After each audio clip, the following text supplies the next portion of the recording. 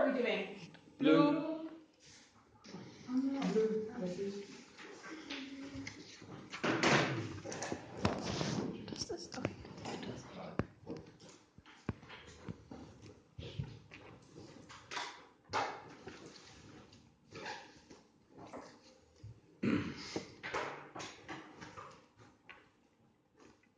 You have the presenter? Yeah, good.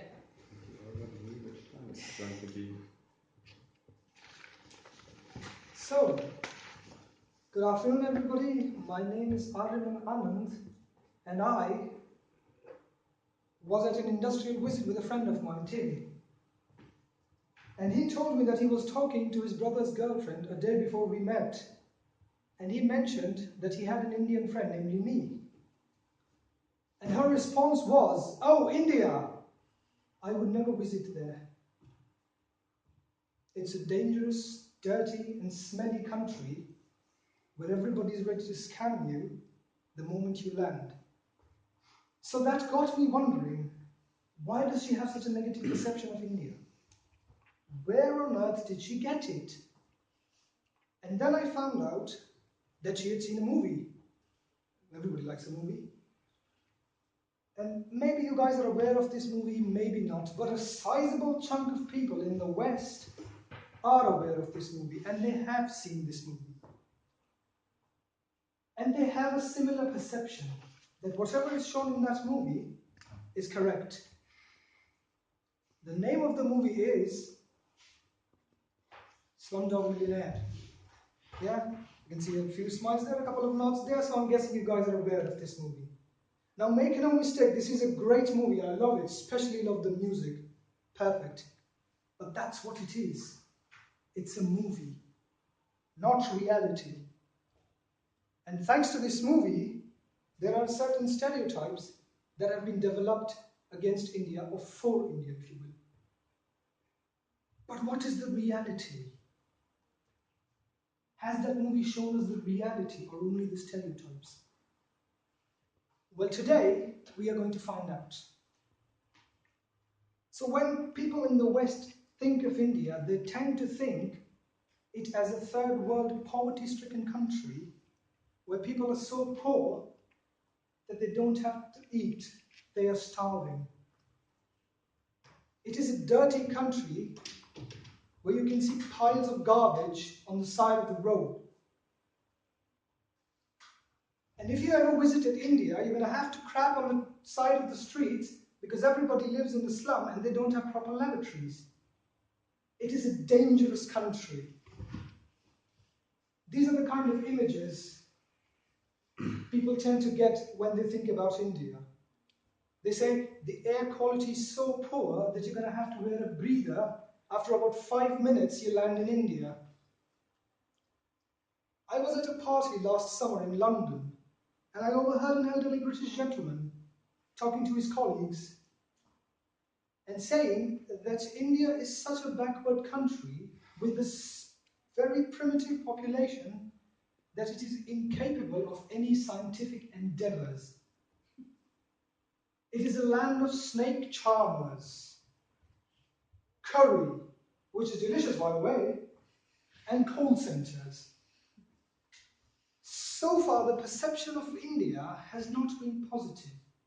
It has been a smelly, dirty, dangerous country full of snake charmers, curry and call centers. However, is it really what India is? Or is there the other side of the picture? What is the reality? What is the other side of the coin? Now that elderly British gentleman, which said that India is a land of snake charmers, realized that Jaguar and Land Rover, a very prominent and world-renowned British automobile manufacturing company, was taken over by a company called Tata Motors. Now Tata Motors is a subsidiary of Tata Groups, which is an even larger company. Tata Group is an Indian company headed by an Indian, probably from Snake Charmers somewhere. Mahindra, another automobile giant of India, took over the trademark rights of BSA, the luxury British motorcycle manufacturing company, short for Birmingham Small Arms. They used to make small arms during the Second World War, and afterwards they switched to making motorcycles. Now remember earlier, as I told you, that Tata Group has a lot of subsidiary companies. Tata Motors was one of them. Well, Corus Steel was the largest steel producing company in the UK, and in 2006 they were on the verge of bankruptcy. 100,000 people used to work in that company that were about to lose their jobs. Tata Steel is another subsidiary of Tata Group, and I'm sure, as you might have guessed by now, in the year 2006, Tata Steel acquisitioned Corus Steel, providing 100,000 British citizens jobs in their own country. This is, by the way, from the very same land that the British call the land of snake charmers. Now, make no mistake, I do not hate Britain. I like them very much, I admire them. They used to rule the world, as you mentioned. But when they did it by colonizing other countries, waging war on other countries, looting other countries. India did all of that in a fair global business environment without having to make Britain a colony, or without even firing a bullet, for peace sake. To the people in the West who say that India is a poverty-stricken country, and yes, some sections of the society are very poor, make no mistake, I'm not denying that, but do they ever realize that India, in the year 2017, was already the third largest economy in terms of purchasing power parity in the world? And by 2050, it would be the second largest, ahead of the United States, only behind China. Do the people in the West who say that Indians live in slums realize that India also looks like this? How about that?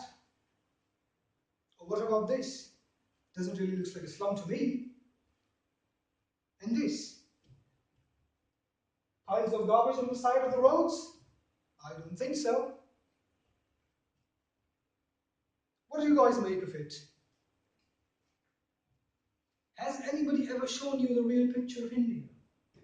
When people in the West say that Indians are a very primitive population incapable of scientific endeavors, have they made themselves aware that the Indian Space Research Organization, or ISRO, is already the 6th largest space research organization in the world and will soon become 5th largest, overtaking Japan in that matter? And without doing all of that, ISRO has already got 2 very unique world records under its belt.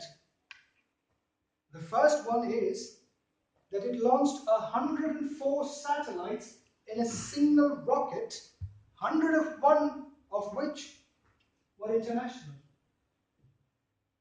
not made in India, were from Singapore, Belgium, Kazakhstan, and even the United States. The second record is that ISRO in India is the only country in the world which has put a spacecraft in Mars's orbit on its very first attempt. And the entire mission was $76 million less than what it takes to make a gravity film, which costs about $100 million. Yes, Jimmy, kudos to India for achieving all of that, but why in the name of that is holy should I care what India can and cannot do? Well, let me answer your question by asking you a question. Has anybody of you ever been to a doctor? Yes? And you probably have taken a medicine in your life? Yes? Now, India is quite often associated with yoga and meditation as well, and its ancient knowledge of Ayurveda. But do you know that India is also a hub of modern medicine? Don't believe me, believe the facts. 40% of all the generic medicines in the USA are supplied by India. 25% of all the medicines, regardless of generic or life-saving in the UK are supplied by India. 30% of all the medicines in UNICEF worldwide are produced by India. 60% of all the ARV drugs in the world are produced by India. ARV drugs, by the way, are antiretroviral drugs used against HIV/AIDS virus, so they're very critical for us. So maybe someday your life or the life of your loved one might be saved by a medicine made in India. To conclude, I would like to say that no matter where you are in the world, whatever country you may belong to, whether you're a young boy or a girl, studying in a school, university or college, irrespective of what you are studying, make yourself aware that sooner or later you're going to have to do something with India, because not only modern India's potential is immense, but also Indians are masters of spirituality. And even today, we think of the world as a family. And if you belong in this world, which everybody does, then you are a part of our family. Thank you very much.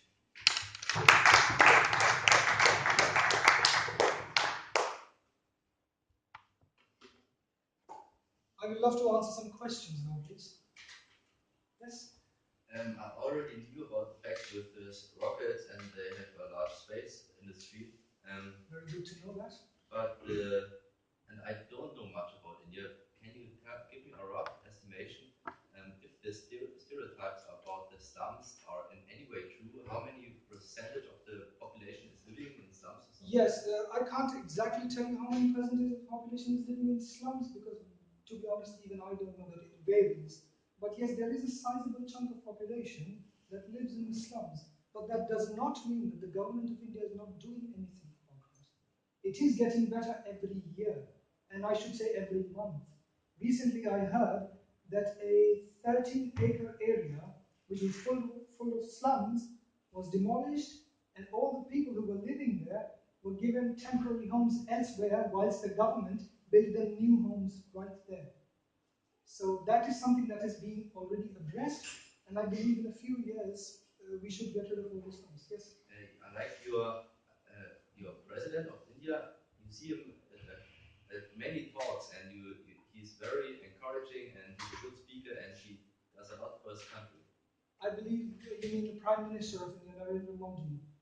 I don't know. No, that's not the Prime Minister of India, because we don't have the president for the civilian deals as such. Because president is usually in India, it's a republic, so president is usually responsible, or should I say the commander-in-chief of the armies, so land, army, navy and air force.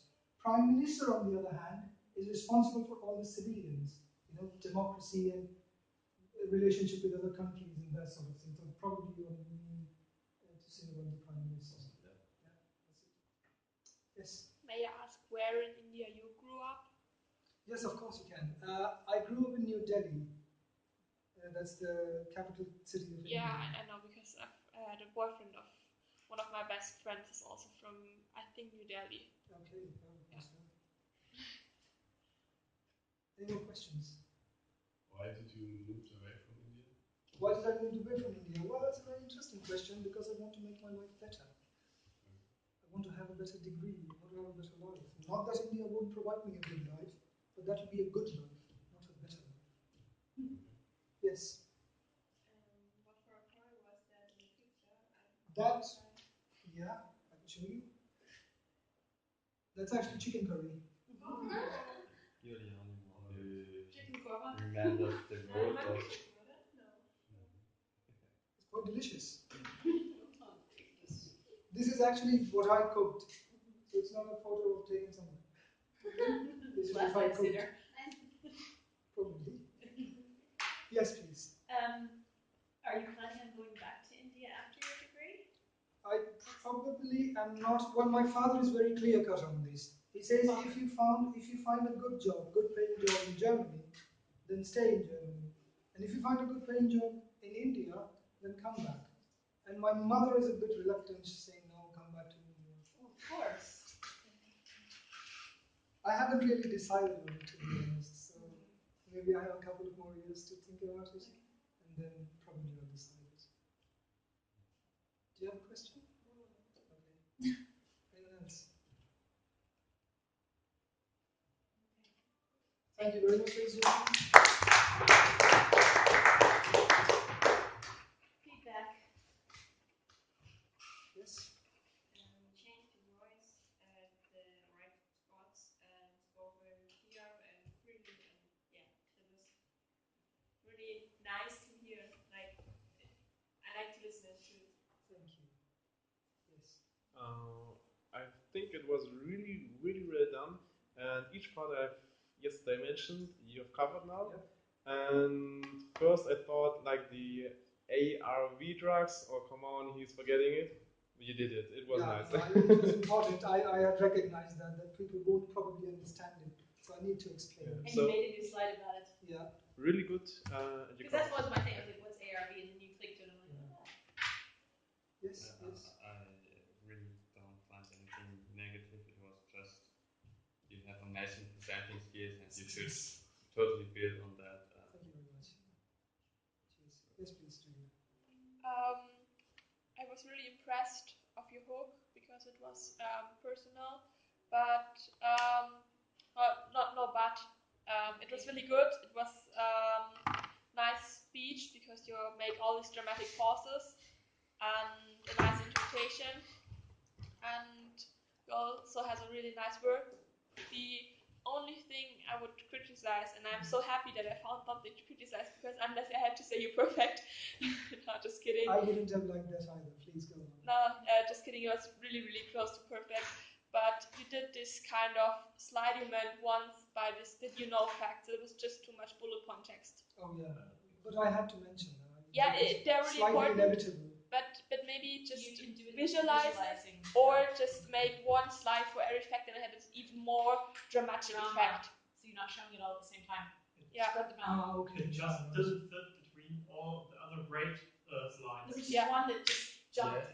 Yeah, I thought about it, but I thought, yeah, probably it's inevitable. I had to mention that. Yeah, you mentioned it, but It you was spread it out. important. Spread it up or make it visual.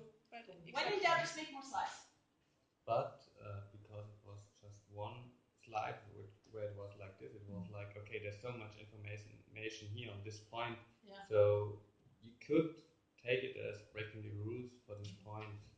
I've seen people do that where they collect the different things, and what they've done is the picture that they've. Is it this one you're talking about? That's Yeah. right, yeah. Okay. I know. Well, yeah, probably enough.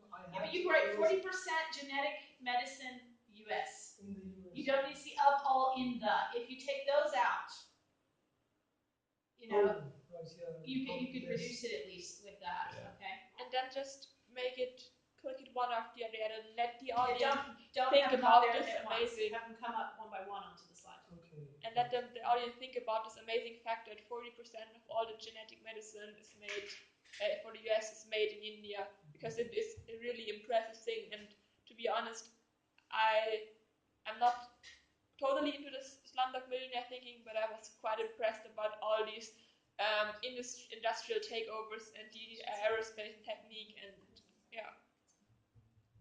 Yes. I think by far it was the best presentation. Beginning with the outfit, it was really convincing me. I like it. I like how it is underlined the point. So this made it credible.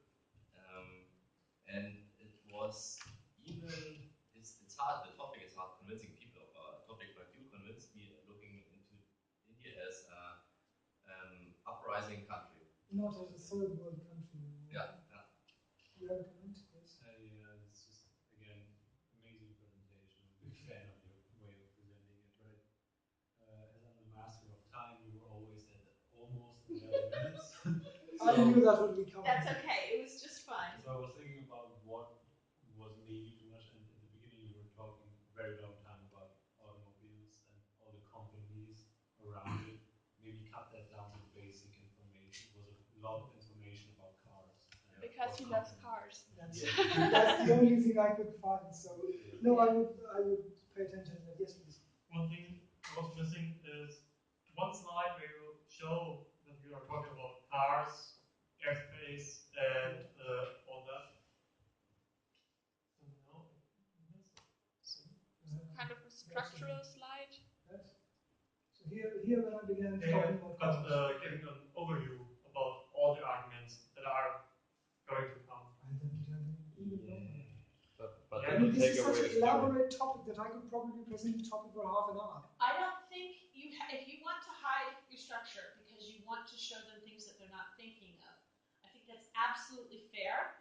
I would just give them a number then. I'm going to show you 4 different stereotypes or 4 different realities or something. Just give me a number for that, and then I know how many things I'm listening for. And then you haven't taken it away, but it looks like you've got a very solid structure in there. That's Makes it a little bit easier to follow. Yeah, that makes it easier to follow. So I promised you 4. I'm on the second one. Let me move to the third.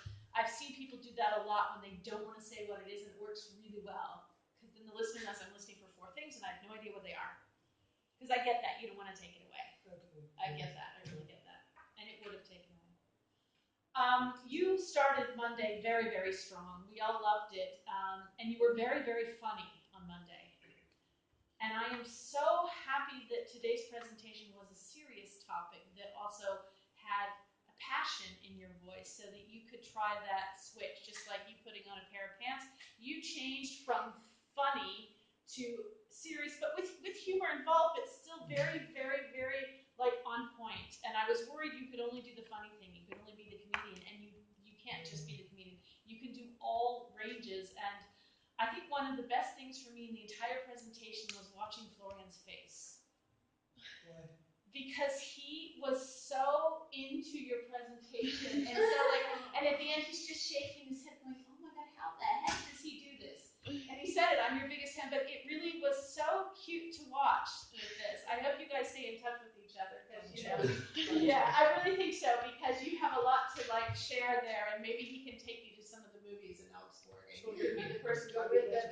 My favorite genre is science fiction, just so you know. Yeah, but We're gonna have a talk about Mercedes though. yeah, we have to talk about I would love to Mercedes. chat about Mercedes with somebody. Yeah, exactly. So you can have that. Do you live with your family? Yes. Yeah, so you can go have some maybe home German cooking there to share if you want to learn some German things. Does anybody cook at your house? Exactly. See, and there, and he'll invite you for a curry. See, and now I've got you a friend for the movies. I loved watching his face because everybody else was into it, but he was like, it was this look of a kid that wants to be that too. And it was for my children. I want to be this too. I want to be this too. And I think you're not far. I really think you're not far. I was very happy to see that. I just want to show you. This is the evaluation form for him.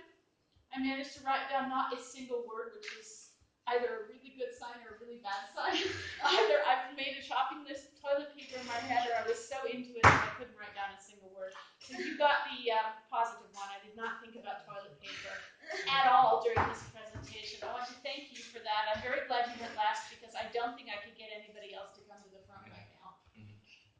So I kind of was expecting that, and that's why I was really hoping you went last. So, but thank you for finishing on this high note.